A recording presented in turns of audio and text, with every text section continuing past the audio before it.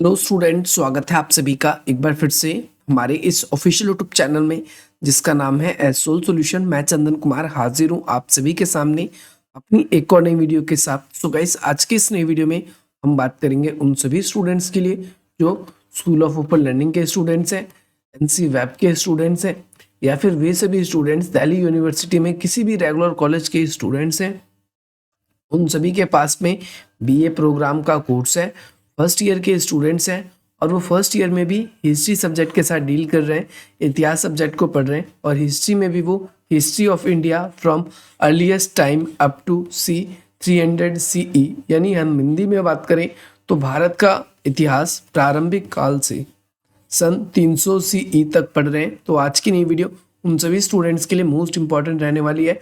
आज की इस वीडियो में हम बात करने वाले हैं उन सभी मोस्ट इंपॉर्टेंट क्वेश्चंस की, ऑल इंपॉर्टेंट क्वेश्चंस की, जो आप सभी के एग्जाम में पूछे जाएंगे। क्योंकि बहुत सारे बच्चों की कमेंट्स आ रहे थे कि सर एक ऐसी वीडियो बनाई जाए जिसके अंदर हमारे सारे के सारे इंपॉर्टेंट क्वेश्चंस कवर हो जाए।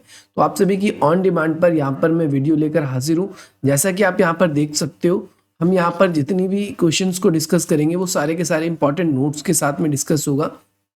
चलिए स्टार्ट करते हैं।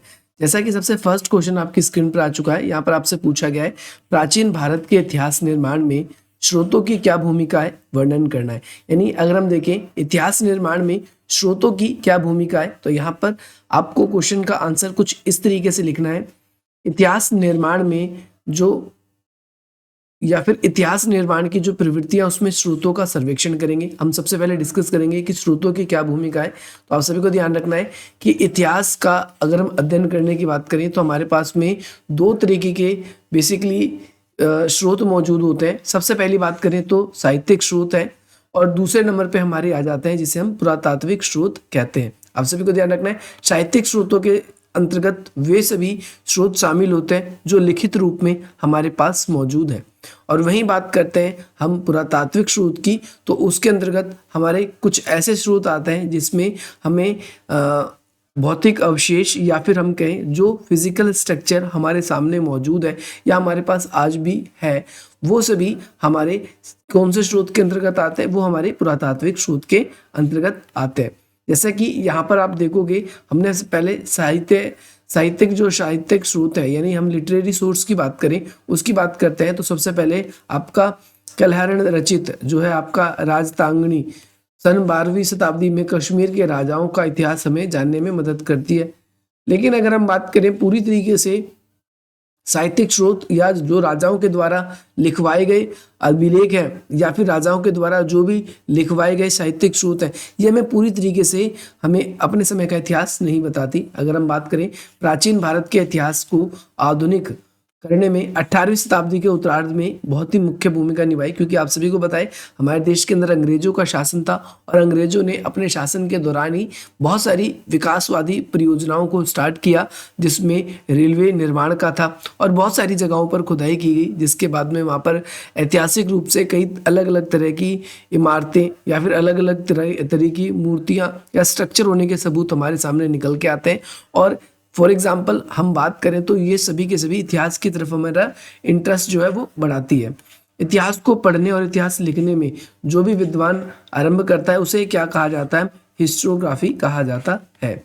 अब इतिहास लेखन की प्रवृत्ति कहें तो 18वीं शताब्दी में जैसे भारत में ईस्ट इंडिया कंपनी का शासन स्टार्ट होता है, वैसे ही ईस्ट इंडिया कंपनी ने ये जिम्मेदारी ली। हम कह सकते हैं कि ईस्ट इंडिया कंपनी का शासन भारत में जैसे शुरू हुआ, उसने अलग अलग जगहों पर अपने शासन के दौरान में कई विकासवादी परियोजनाएं चलाई और उस परियोजना के परिणाम स्वरूप ही हमारे यहाँ पर जो है अलग अलग स्थानों पर खुदाई के काम हुए या और कार्य शुरू हुए, जिसके बाद में भारत के अंदर इतिहास के प्रति या फिर जो मॉन्यूमेंट्स मिले उन सभी के प्रति काफ़ी ज़्यादा भूमिका बढ़ी। जैसे भारत का इतिहास सामाजिक तथा राजनीतिक परिवेश को समझने में बहुत ही ज़्यादा मदद करता है। जैसे आपको एक बात ध्यान रखना है और यहाँ पर लिखना है 1784 में एशियाटिक सोसाइटी ऑफ बंगाल की स्थापना हुई, जिसमें इतिहास निर्माण में इसने मुख्य भूमिका निभाई। एक आपका प्राच्यवाद और एक भारतवाद। प्राच्यवाद का मतलब आपका पश्चिमी से, यानी कुछ ऐसे विद्वान भी रहे जो पश्चिम के थे, यानी इंग्लैंड वगैरह के, यूरोप के थे, जिन्होंने क्या किया, भारत के इतिहास को समझने में मुख्य भूमिका निभाई। और यहाँ पर अगर हम बात करें तो भारतविद का मतलब भारतीयों से है, जिन भारतीयों ने इन अंग्रेजों की सहायता करी भारतीय इतिहास को समझने में। तो हम देखेंगे ईस्ट इंडिया कंपनी ने अपने शासन में महत्वपूर्ण काम किए जिसमें इतिहास निर्माण का कार्य था, और ये जो प्राच्यवादी लोग यानी पश्चिमी यूरोप के जो लोग थे वो भारतीयों की सहायता से या दोनों की महत्वपूर्ण सहायता से इस कार्य को पूरा कर पाते हैं। आप यहाँ पर देखोगे ईस्ट इंडिया कंपनी के जो अधिकारी थे जिनका नाम था सर विलियम जॉन्स, उन्होंने सबसे अधिक महत्वपूर्ण कार्य किया और इतिहास को एक नई दिशा देने में मुख्य भूमिका निभाई। सर विलियम जॉन्स, चार्ल्स आपका विलिंग्स और ऐसे बहुत सारे जो सिद्धांत शास्त्री थे, इन्होंने मिलकर क्या किया, भारतीय इतिहास को एक नई दिशा देने में मुख्य भूमिका निभाई। अब भाई भारत के इतिहास के स्रोतों की बात करते हैं तो भारत के इतिहास की जानकारी के हमारे पास में दो तरीके के स्रोत होते हैं, एक साहित्यिक स्रोत और एक दूसरा पुरातात्विक स्रोत। अगर हम देखें तो हमारे पास में हर तरह की ऐतिहासिक इतिवृत्त घटनाओं को क्रम आधारित जो हमारे पास ब्यौरा है, जितना भी रिटर्न सोर्स है हमारा, वो सारा का सारा किस में आएगा, वो हमारे के सारे का सारा साहित्यिक स्रोत में आएगा। लेकिन जितना भी हमारे पास में फिजिकल अपीयरेंस यानी जो भौतिक स्ट्रक्चर हमारे पास में है, तो वो सारा का सारा हमारा किस में आएगा, पुरावस्तुओं में या फिर पुरातात्विक स्रोतों के अंतर्गत हमारा आने वाला है। ये आपको याद रखना है, वो सारा का सारा हमारा किस में आएगा, पुरातात्विक स्रोतों के अंतर्गत ही वो माना जाता है। जैसे लिखित ब्यौरे का अभाव कि बहुत सारे ऐसे भी जगह मिले हैं जहाँ पर हमें लिखित रूप में कुछ नहीं मिला, लेकिन वहाँ पर लोग जो रहते थे उनके द्वारा छोड़े गए अतीत में जो अवशेष हैं, वो अवशेष हमें अपने समय का जो इतिहास है वो जानने में काफ़ी हद तक मदद करती है। जिसमें अगर हम पूरा वस्तुओं में या फिर हम पुरातात्विक स्रोतों में बात करते हैं तो शिलालेख, सिक्के, स्मारक, ये सारी चीज़ें हैं, या फिर जिन स्थानों पर वो रहते थे वो सारे के सारे। और वहीं हम बात करते हैं जो साहित्यिक स्रोत है तो उसके अंदर जो राजाओं के द्वारा लिखवाए गए इतिवृत्त, लोगों की खुद की डायरियाँ, जीवनियाँ, ये सारी की सारी चीज़ें हमें इतिहास जानने में मुख्य मदद करती है। अगर हम देखें इतिहास निर्माण के प्रमुख स्रोतों में तो सबसे पहला पुरातात्विक स्रोत, दूसरे नंबर पर साहित्यिक स्रोत, और दूसरे साहित्यिक स्रोतों के अंदर ही आता है आप सभी का विदेशी यात्रियों के वृत्तांत, विदेशी यात्रियों के नजरिए। तो यहाँ पर अगर आप देखोगे पहले मैंने कुछ क्वेश्चंस बनाए, जैसे सबसे पहले प्राचीन भारत के इतिहास के निर्माण में एक तो पुरातात्विक स्रोत आपसे पूछा गया है और दूसरा साहित्यिक स्रोत, तो ये दोनों के दोनों स्रोत अभी आपके क्लियर हो जाएंगे। इसके अलावा मैंने कुछ क्वेश्चन ऐसे भी बनाए कि भाई इतिहास निर्माण में जो है यात्रियों के वृत्तांत है वो किस प्रकार से सहायता करते हैं। तो आप यहाँ पर अब ये देख पाओगे कि भाई साहित्यिक स्रोतों को हम जब दो पार्ट्स में डिवाइड करते हैं, एक तो हमारे देश के साहित्यिक स्रोत हैं जो हमारे देश का इतिहास, देश के लोग देश का इतिहास बता रहे हैं, और दूसरे विदेशी लोग या विदेशी बातें जो हमारे देश का इतिहास बता रही है। देश की बातों को भी हम दो वर्गों में विभाजित करेंगे, एक आपके धार्मिक साहित्य और एक आपका धर्मोत्तर साहित्य, इस तरीके से। तो फिर इसमें फिर आगे चलकर हम विदेशी यात्रियों की भी बात करेंगे। तो आपको ये भी याद रखना है, जैसे हमारे यहाँ पर हमने साहित्यिक स्रोतों को दो वर्गों में बांटा, एक देशज और एक विदेशी। देशज को भी हमने दो भागों में बांटा, एक धार्मिक और एक धर्मोत्तर। तो देशज साहित्यों के बारे में यहाँ पर सबसे पहले बताया गया है। देशज साहित्यों में हमने एक तो धार्मिक साहित्य को रखा है, इसमें अधिकतम ऐसे साहित्य हैं जो धर्म के थे और जिन्होंने अतीत को समझने में बेसिकली उस समय इस वजह से तो नहीं लिखा था कि अतीत को जानने के लिए ही इसको लिखा जाए, लेकिन फिर भी अगर हम बात करते हैं तो अतीत में जानने में हमें ये पूरी तरीके से धार्मिक साहित्य पूरा मदद नहीं करते, क्योंकि केवल इसके अंदर जिन लोगों ने धर्म के साहित्य लिखे हैं उन लोगों को अच्छा बेहतर या उन्हें बढ़िया बताया गया, दूसरे लोगों को ज़्यादा अच्छा बेहतर नहीं बताया गया। दूसरे नंबर पे बात करते हैं हम, तो यहाँ पर क्या आ जाता है आपका धार्मिक साहित्य। तो धार्मिक साहित्य हम इसको तीन पार्ट्स में बांटते हैं, एक तो ब्राह्मणों द्वारा जो लिखा गया, बौद्ध धर्म के द्वारा लिखा गया या बौद्ध धर्म के अनुयायियों के द्वारा, जैनिज्म के द्वारा जो लिखा गया। अगर हम बात करते हैं ब्राह्मणों की तो इनके आधार पर हम साहित्यों को क्या कर सकते हैं, विभाजित कर सकते हैं। ब्राह्मणों के जो साहित्य हैं इसमें चार वेद आ जाते हैं आप सभी के, ऋग्वेद, सामवेद, यजुर्वेद और अर्थवेद। इसके अलावा जो आपके अरण्यक है, उपनिषद है, दो महाकाव्य है आपके संस्कृत भाषा के अंदर, एक रामायण है, महाभारत है, ये पूरा आपका धर्मशास्त्र, ये सारे के सारे वेदों के द्वारा लिखे गए। वेद हमें अपने समय का क्या बताती है, अपने समय का धर्म जानने में मदद करती है, दर्शन जानने में मदद करती है, समाज और साथ ही साथ में अपने समय की जो प्रशासनिक व्यवस्था है वो वेद हमें अपने समय की वो जानकारी देती है। अगर अरण्यक की बात करते हैं तो अरण्यक विभिन्न प्रकार की बलि और अनुष्ठानों का वर्णन इससे मिलता है।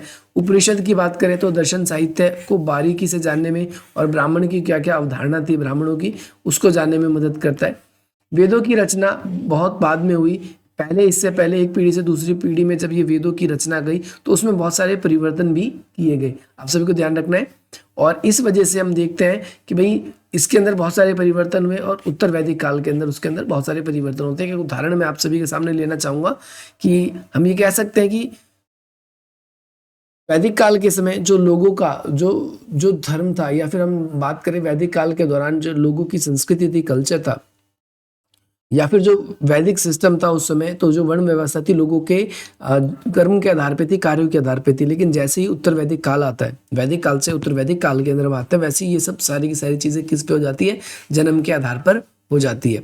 तो यहाँ पर हम देख सकते हैं कि किस तरीके से ये फर्स्टली आप लोगों को पूरी तरीके से कंप्लीटली समझ में आ गया, जिसके अंदर हमने ये देखा कि वैदिक काल में कौन कौन से या फिर वेद वगैरह जो है हमें किस प्रकार से इतिहास जानने में मदद करते हैं। अगर आप देखेंगे वेदों में सबसे पुराना जो है ऋग्वेद है, और इसकी रचना अधिकतर इतिहासकारों का मानना है कि 1500 ईसा पूर्व से 1000 ईस्वी के बीच में हुई, और उसके बाद में आगे चलकर अन्य जो वेद हैंगे आपके, उनकी रचना की गई है। वेदों की रचना अगर हम बात करें तो किस भाषा में हुई है, संस्कृत भाषा में हुई है। और वेदों को आसानी समझने के लिए सन 600 से सन 1200 के बीच ईसा पूर्व में वेदांगों की भी रचना की गई। वेदांगों की संख्या कितनी है, तो वेदांगों की संख्या 6 है। इसमें किस चीज का वर्णन किया है, शिक्षा, कल्प, व्याकरण, निरुक्त, छंद और ज्योतिष, इन 6 चीजों का वर्णन किया गया है। और मैंने आपको बताया 2 और हमारे ऐसे संस्कृत महाकाव्य हैं, जिसमें सबसे पहले आपका महाभारत और रामायण है, और कुछ पुराणे भी हैं। इनका संकलन कब हुआ, तो सन 400 ईस्वी के आसपास हुआ, और इसमें महाभारत जो है वेद व्यास द्वारा लिखा गया ये माना जाता है। और 10वीं शताब्दी में इसे अगर हम देखें, धीरे धीरे आगे चलकर लगभग 10वीं ईसा पूर्व तक से 4वीं ईसा पूर्व तक इसमें हमें अपने समय में ये काफ़ी गतिशील ग्रंथ रहा, काफ़ी ज़्यादा इसमें परिवर्तन किए गए। स्टार्टिंग में इसमें 8800 श्लोक थे, और इसके बाद में हम देखते हैं इसके अंदर श्लोकों की संख्या जो है अब वर्तमान समय में 2400 के करीब हो गई है। और पहले इसे जयस कहा जाता था, लेकिन अब इसे क्या कहा जाता है, भरत नाम के प्रसिद्ध राजा की इसमें गाथा है, इसीलिए इसको हम महाभारत कह देते हैं। इससे प्राचीनतम वेदों की संख्या अगर हम बात करें तो वंशजों की गाथा चलकर आगे चलकर इसमें 24,000 से भी अब देखेंगे 1 लाख श्लोक हो चुके हैं वर्तमान समय में। पहले 8800 श्लोक थे, फिर इसके अंदर 24,000 हुए, 8800 थे, फिर 24,000 हुए, और वर्तमान समय में देखें तो हम 1 लाख से भी अधिक इसमें क्या है श्लोक हैंगे। तो ये बेसिकली उत्तर वैदिक काल में इसकी रचना हुई। अब वहीं कहें तो हम इसके अंदर महाभारत में अगर देखें तो इसमें एक ही खानदान या एक ही परिवार के 2 जो कुरु वंश के थे, एक तो पांडव वंश के और कुरु वंश के, तो इसमें एक तो कौरव और एक तरफ पांडव, इन दोनों के युद्धों की वर्णन किया गया है। दूसरी तरफ हम बात करते हैं वाल्मीकि जी की। उन्होंने क्या किया, रामायण की रचना करी। शुरू में इसके अंदर 6000 श्लोक थे, लेकिन आगे चलकर इसकी श्लोकों की संख्या 12000 हो गई, और अंत में ये 24000 श्लोकों में पहुंच गए। महाभारत से भी ठूस माना जाता है अपने समय में। अगर हम देखें इसकी रचना जो है 5वीं सदी ईसा पूर्व में लगभग हुई, और इस सबसे पहले अगर महाभारत और रामायण की अगर हम कंपैरिजन करें तो पहले महाभारत को लिखा गया, उसके बाद फिर रामायण को लिखा गया। अधिकांश पुराणों में ये भी पता चलता है कि भाई इसका अंतिम स्वरूप जो है 4000 ईसा पूर्व में तैयार हुआ। इसके अलावा हमारे पास कुछ और भी साहित्य मौजूद होते हैं, जैसे बौद्ध धर्म के साहित्य हैं। बौद्ध धर्म की साहित्य की बात करें तो इनकी रचना पाली भाषा में लिखे गए हैं, और ये मगध यानी बिहार में बोली जाती थी। पाली भाषा में आरंभिक साहित्य बौद्ध के लिखे गए हैं, जिसको 2 भागों में विभाजित किया जाता है। पहला वाहिक और दूसरा है आपका अवाहिक। पहला वाहिक है और दूसरा अवाहिक। पाली भाषा में त्रिपिटक को 3 पुस्तकों यानी 3 भागों में, विनय पिटक, सुत्त पिटक और अभिधम पिटक, इसमें इसको पाली भाषा में त्रिपिटक को बांटा गया है। त्रिपिटक में बौद्ध के सामाजिक आर्थिक व्यवस्था के बारे में बताया गया है, और साथ ही साथ हमें ये भी बताता है कि जातक कहानियों में गौतम बुद्ध ने और गौतम बुद्ध के जन्म से पहले की क्या क्या इसमें कहानी है, क्या क्या कहानी नहीं है। इसके बाद अगर हम बात करें तो यहाँ पर आपके अवैहिक साहित्य है, अवैहिक साहित्य है। इसके अंदर हम देखेंगे तो इसमें बौद्ध धर्म के आगे के जीवन के बारे में भी हमें थोड़ा बहुत पता चलता है। जैसे इन ग्रंथों में ना केवल हमें बुद्ध के समय की स्थिति का पता चलता है, बल्कि उस समय का मगध में कैसी व्यवस्था थी, उत्तरी बिहार में किस प्रकार की व्यवस्था थी, या फिर और हम बात करें उत्तर पूर्वी इलाकों में कौन कौन से शासक राज करते थे, इन सभी चीज़ों की जानकारी हमें इसके अंदर मिलती है। जैन साहित्यों की बात करें तो जैन साहित्यों की जो रचना है वो प्राकृत भाषा में हुई है, ये ध्यान रखना है। इसे ईसा अगर हम बात करें ईसा की 6ठी शताब्दी में गुजरात में जो आपके वल्लभी नगर में इसको अंतिम रूप क्या किया गया, दिया गया और फिर से इसको क्या किया गया, संकलित किया गया। अगर हम बात करें तो महावीर कालीन बिहार में और पूर्वी उत्तर प्रदेश के कई राज्यों में या कई स्थानों पर ये गए और इसके साथ साथ इन्होंने अपने ग्रंथों की धीरे धीरे क्या की, इनके अनुयायियों ने रचना करी। इन्होंने उस समय वहाँ पर मौजूद व्यापारों का वर्णन किया। अब कुछ साहित्य ऐसे भी है जो धर्म को छोड़कर है, जो कि हमें अपने समय का इतिहास बताती है। जैसे किसी का जीवन चरित्र था, किसी का इतिहास था और किसी का क्या है, राजनीतिक व्यवस्था, व्याकरण या फिर शास्त्रीय संगीत, इन सब चीज़ों के बारे में हमें पता चलता है। ये भी हमें क्या करते हैं, अपने समय का हमें इतिहास बताते हैं। जैसे आपके धर्मसूत्र, स्मृतियाँ, टीकाएं, ये तीनों धर्मशास्त्र कहे जाते हैं। धर्मसूत्र का संकलन सन 5 के बीच में हुई थी और यहाँ पर अगर हम देखें तो इन्होंने क्या किया था, कर्तव्य का पालन, इसमें विभिन्न लोगों जो है उनके कर्तव्यों का पालन करने का वर्णन इसके अंतर्गत किया गया है। और इसके साथ साथ हम यहाँ पर देखें तो हमें विवाह के विधान और साथ साथ चोरी, हमला, हत्या, इन सभी के बारे में भी हमें अलग अलग तरह की जानकारियाँ जो है इसके अंदर मिलती है।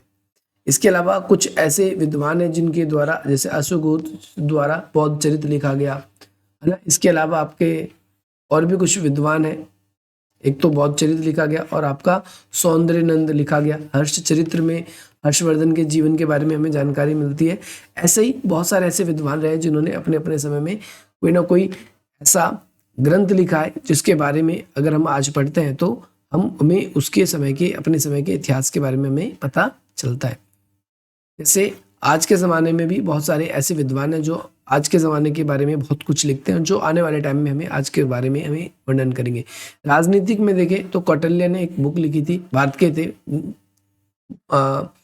मौर्य साम्राज्य के महामंत्री कहे जाते थे। उन्होंने अर्थशास्त्र की रचना करी थी और उनका जो अर्थशास्त्र है वो मौर्य समाज की पूरी की पूरी जानकारी देता है कि किस प्रकार से मौर्य प्रशासन चलाया जाता था, मौर्य प्रशासन में किस प्रकार के नियम बने हुए थे। ये सारी की सारी चीज़ें जो है हमें इसके अंदर देखने को मिलती है। इसके अलावा मौर्यकालीन कुछ और भी हमारे सामने झलक जाननी हो हमको तो ये सारी की सारी हमें किससे मिलती है। जैसे मेगास्थनीज का इंडिका आपने पढ़ा था, वो भी हमें विदेशी विवरण है, लेकिन वो भी हमें अपने समय का इतिहास बताता है, लेकिन वो बाहर का है। इसके अलावा उस समय कुछ वैसे विद्वान भी थे जैसे आपके भास, शूद्रक, कालिदास और बाणभट्ट। इन्होंने भी कई सारी रचनाएं करी है और इनकी रचनाएं भी हमें अपने समय का इतिहास बताती है। कालिदास के बहुत सारे काव्य और नाटक हैं, जैसे अभिज्ञान शकुंतलम सबसे प्रसिद्ध है। ये अपने समय का हमें क्या करता है, इतिहास बताने का मदद करता है। इसके अलावा अगर हम बात करें इन ग्रंथों को संस्कृत के अलावा प्राचीनतम तमिल में भी लिखा गया है और बहुत सारे राजाओं द्वारा इसको संरक्षित किया गया है। साथ ही साथ में अगर हम बात करें तो ऐसे ही विद्वानों की एक परिषद होती थी जिसे संगम कहा जाता था, संगम साहित्य, जिसे हम इसके बारे में पढ़ना भी आगे चल के, तो हम वहाँ पर इसके बारे में पढ़ेंगे। बस यहाँ पर आप इतना समझेंगे कि संगम साहित्य में क्या है, 3000 से अधिक पंक्तियाँ शामिल हैं और इसे 8 भागों में विभाजित किया गया है। संगम साहित्य वैदिक साहित्यों की तरह दक्षिण भारत के इतिहास का जानकारी का एकमात्र मूल स्रोत माना जाता है। इसके अलावा अगर हम बात करें तो बहुत सारे हमारे पास ऐसे स्रोत भी हैं जो विदेशी यात्रियों के जो प्राचीन काल में भारत के अंदर आए, चाहे वो मेगास्थनीज का इंडिका रहा, चाहे वो तारानाथ रहा, चाहे वो होवेन सांग रहा, चाहे वो फाहियान रहा। ये सारे के सारे विद्वान भारत के अंदर अलग अलग समय में भारत के अंदर आए और इन्होंने क्या किया, अपने अपने समय में जो कुछ भी इन्होंने देखा, इन्होंने हूबहू वो सारी की सारी चीज़ों का जो वर्णन है अपनी बुक्स के अंदर कर दिया। और आज के ज़माने में जब हम उनकी बुक्स को पढ़ते हैं तो वो उस समय भारत के अंदर क्या क्या मौजूद था, इन सब चीज़ों के बारे में हमें जानकारी प्रोवाइड कराते हैं। सो गाइस, आप लोगों को ये वीडियो पसंद आई तो आप इस वीडियो को लाइक करें और अधिक से अधिक मित्रों तक शेयर करें।